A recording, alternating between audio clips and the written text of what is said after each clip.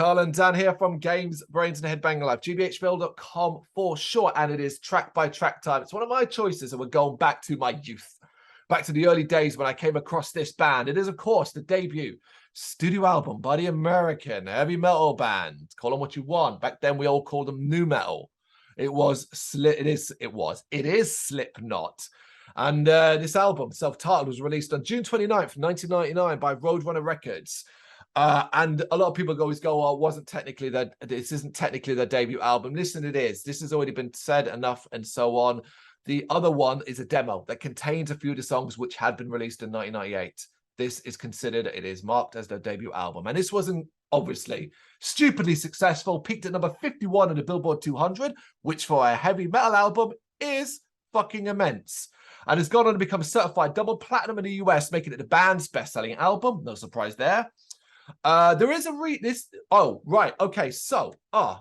yes, this is an element.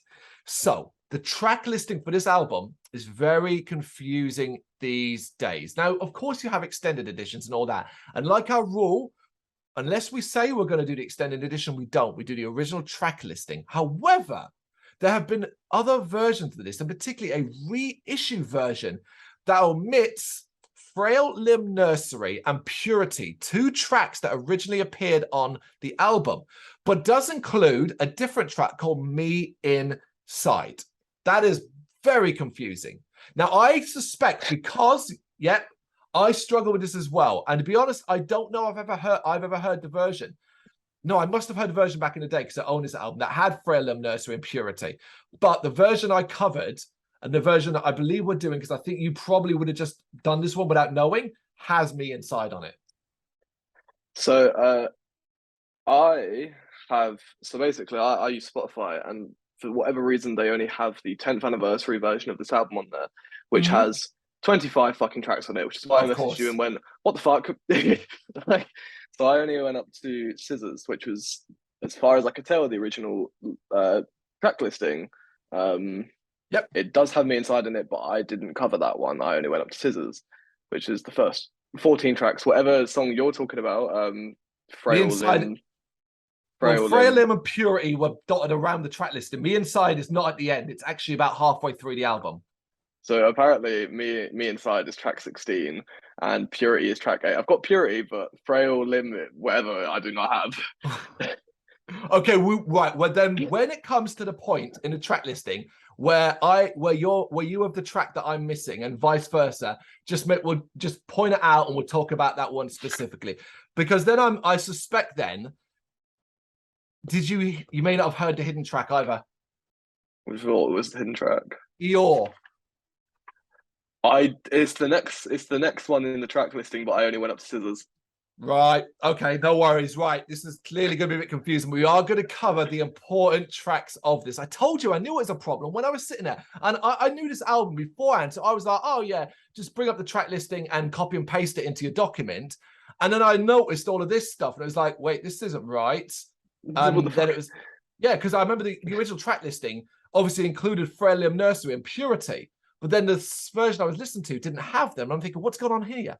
There we go.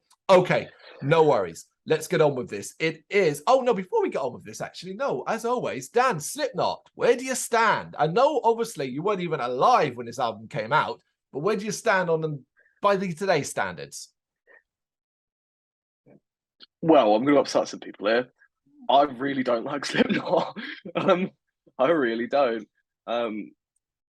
However, I understand where this album sits in music and especially metal, and there's a lot of tracks on this album that I enjoy and remember from when I first kind of started listening. So I was listening to it and I was like, no, I recognize a lot of this. You know, I'm not completely uncultured when it comes to Slipknot. Yeah. This album is a hard one because I like parts of it and it sounds like a lot of what I would listen to now in terms of like Graphic Nature. This is what Graphic Nature are trying to do now. So it's like it's conflict in me. You're okay, because I am also going to potentially be controversial if you want, but I think this album is an album of two halves. I think there is stuff in this that I think are genuinely trend-setting and brilliant and still strong by today's standards. But I think there is a lot on this album that even back when I first heard it, I was like, I don't really like that. And I still don't care for it. I should also be noted that I am a heavy critic of Slipknot. I have been really since the subliminal verses. You know, my favorite Slipknot is the intense, aggressive Slipknot, but I also massively accept that that isn't necessarily how you're going to be when you're 20, 30 years older than you were at the start. I've got no harm with that. I still listen to Slipknot when they like the latest album, and found stuff that I enjoyed in it. In fact, I actually now like their experimentation more than I did when it was first kind of coming around. I kind of accept it. But regardless of all of that, what I do feel about Slipknot is I respect a lot of the members and Slipknot as a whole of what they've done to the metal world. You know, they have broken barriers. They have freaked out MTV back in the day. They have been absurdly silly, insane. But I've also got a story to share in regards to how they early days had influence on my growing and burgeoning taste. Let's do some tracks then. Okay, I'm not reading out all these fucking numbers. It's the long list of numbers. You know what it is. And I'll say this, is there a more famous introduction to a metal album? It's probably one of the most famous introductions of all. The screams, the effects. It is emboldened horror in oral form. I wrote Cool Interlude. Yeah, it's that. Yeah. It gets your attention. And then we go straight into Sick, brackets SIC, that version of Sick as a spelling mistake. Still one of my all-time favorite Slipknot songs. Pure chaos and abrasive intensity that just hits me so right even now. The absolute passion and fury the band exudes here is delightful. There is no touching the drumming on this track. Rest in peace, Joey Jordison. This track still makes me want to jump in a circle pit. It's one of my favorite Slipknot tracks overall. Yeah.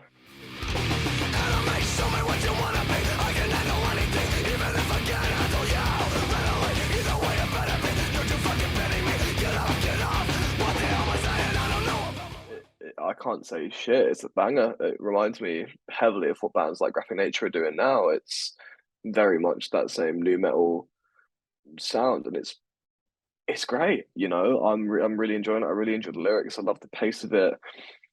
It's great. It's glad that you feel that way. It's awesome that it has that effect on you too. Eyeless. Now this is smashed in between two absolute bangers, so doesn't quite hit as hard for me. But that being said, it's a slight dip that still kicks all kinds of ass. The ear-splitting decks and wicked scratching, the filthy riffs and explosive vocals are very cool. I'm always really happy to hear that Amen break at the start of any new metal / hardcore adjacent song. And this is a really strong track. I do wish the drums were a little bit more powerful, not in terms of the drumming itself, but just the mix. I feel like they're really tucked in. I understand that this was obviously 1999 or whatever, so mixing was not the same as it is now, but that snare is so tucked in. I'm like, that could be so ding. I'm not sure about some of the vocals. I'm like, yeah, this is really cool, but then he starts doing the fucking System of a Down like vocals, and I hate it. Okay, all right, that's an interesting comparison. System of a Down vocals. I think I get what you mean though. Yeah. Corey Taylor's vocals, you know, vary, and I'm not always the biggest fan either, if I'm honest. It's Wait and Bleed. It's the first song I ever heard by this band, and it is overplayed as fuck. But it is still an immense effort that smashes and crashes with the energy of a bull in a china shop. It's short and to the point as well, which helps make it stick. So I was a teenager back in the day, and I'm listening to metal and so on, and I'm flicking through the music channels that existed back in the day. You know, those old days, people. I used to tape videos onto a VHS, so I'd have a collection I always go back and watch. And I came across this famous video of Wait and Bleed, which of course you remember is Slipknot playing live at some small-ass festival with a white picket fence and throwing themselves around on stage. And I think I've seen it as well. Like the crowd was so hot, they're being doused with water cannons. It is one of those, just like, I was gobsmacked. That's what I always remember about Wait and Bleed. So no matter how overplayed it is, this is a nostalgia one for me. I'm like, yeah, still like this. I still don't have that same feeling. Of course, wasn't alive. I was years off being born. Indeed. I'm very familiar with the song. It's obviously a classic. And I'm sure if I say anything bad, I'll essentially be crucified by all the old people who love this No, song. it's an opinion. I think it's good, but nothing special. Oh, interesting. Okay. All right. I got similar thing to say about a different song that is also, likely to get the eye out, but it's just an opinion ultimately when it comes to it. And the whole point of choosing an album like this is I knew it was out of Dan's time. And so it was going to be intriguing to see, particularly because it leans so much towards a heavy, as you say, hardcore adjacent, which is really great choice of words to describe this because it makes complete sense. Okay, surfacing. Another absolute rager. The introduction is so worrisome. And when it kicks in, it is unbridled and frenetic noise. The percussion on this track is phenomenal. And it's a really eclectic mix of effects and metal. The chorus is brutal. I am also very familiar. I'm familiar with the song. I like this heaps more than the last track. I really like the cool samples and that, as you put it, worrying intro. I agree with it. I really like the pace of it. The chorus doesn't do loads for me because I like when bands try and keep up that pace as opposed to always slowing it down when there's a chorus, which I see a lot of. But I like this much more than the last song. Cool. All right, that's still far so good, pretty much, I think. And then we hit Spit It Out. Maybe the most famous Slipknot song. It's certainly an iconic one and up there. It's weird, it's wacky, it's uncomfortable, it's chaotic and dangerous as fuck. However, I just think it's good.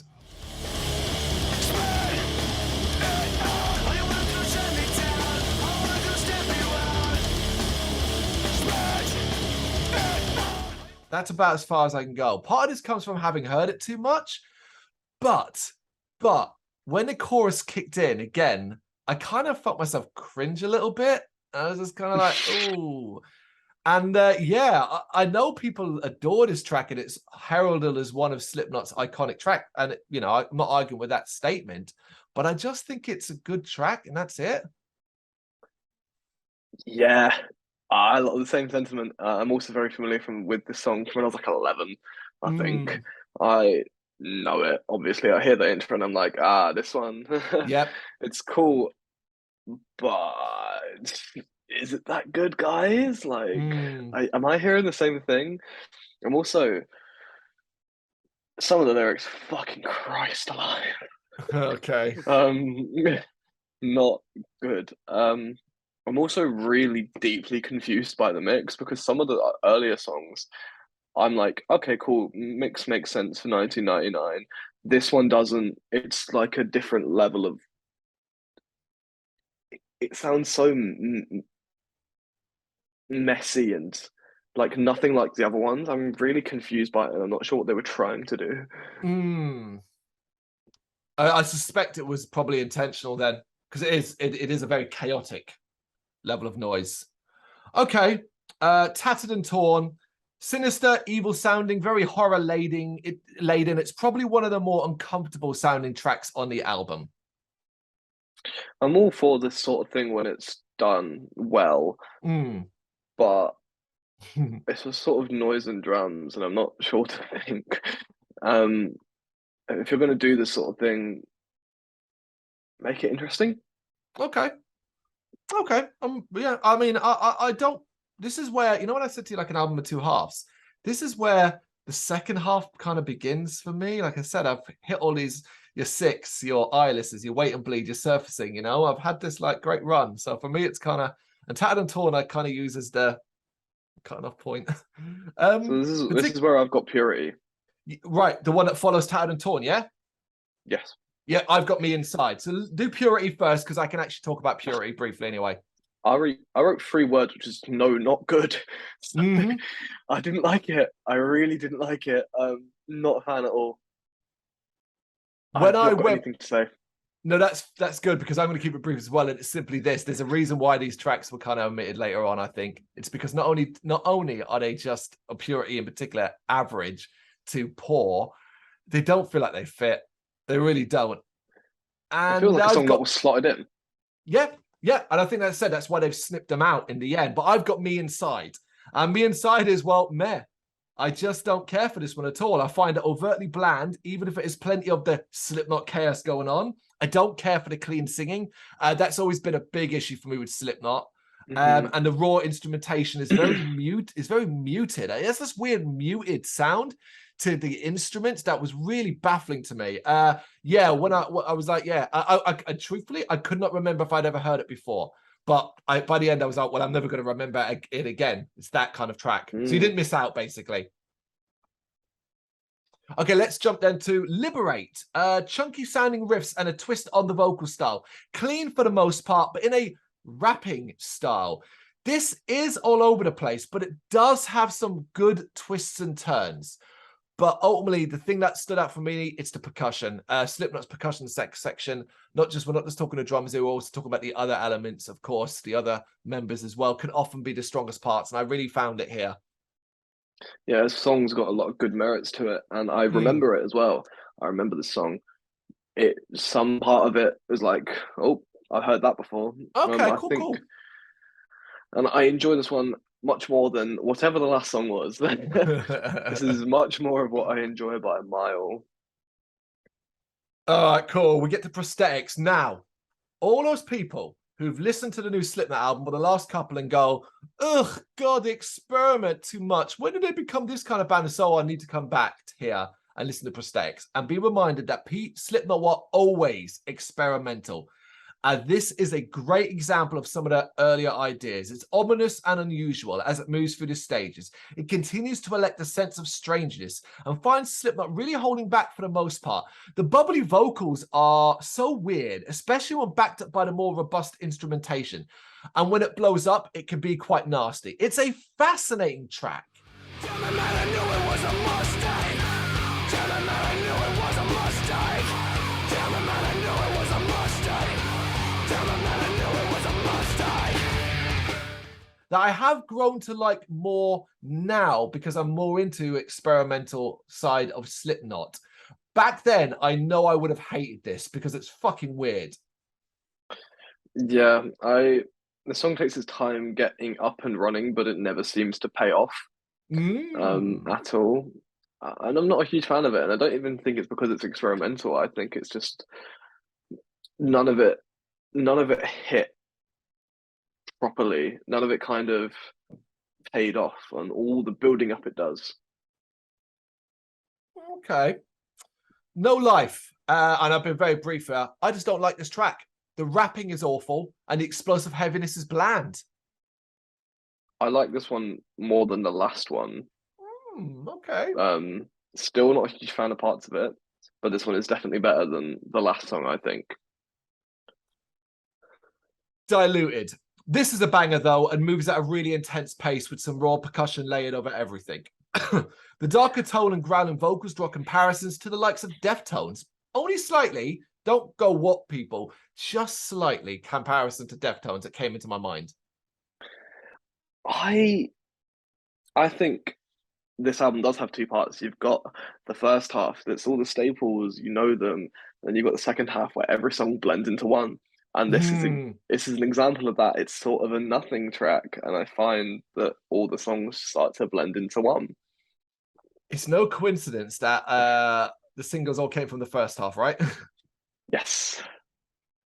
Then we get Only One, a sci-fi infused horror slice of fury that sets up their finale nicely. It's chunky, it's mean. However, the vocals, it derails this track for me, man. I don't like them. Yeah, this is exactly what I think of when I think about 90s nu metal. This is the sound nice. I hear. Right. I like it a lot more than the last track, but it's still not doing much. And that brings us to Scissors. Although I've said I don't care for as much in the second half, there is one track that's always been one of my favorite from it, and it is Scissors. It's back to experimentation, as this wasn't like anything elsewhere on the album. Not just because of its length, which is a bit like what when you first see it, but because of how it's structured, the vibes it gives off, the eye-watering heaviness, the thick layer of darkness, the touches of groove. It's weird and it's wonderful. She said some hesitancy, just now, what you want out of me?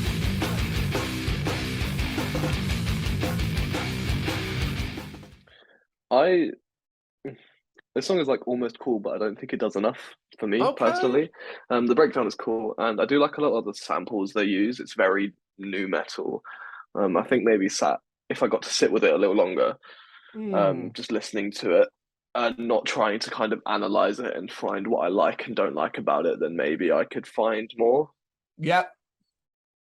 That's interesting. Yeah, I suppose. Yeah, because this would have been your first ever listen of Scissors, and you are, as you say, having to analyze it for a track by track rather than letting it wash over you. Mm. So, of course, I did mention at the start, but there is a hidden track, and it's called Eeyore.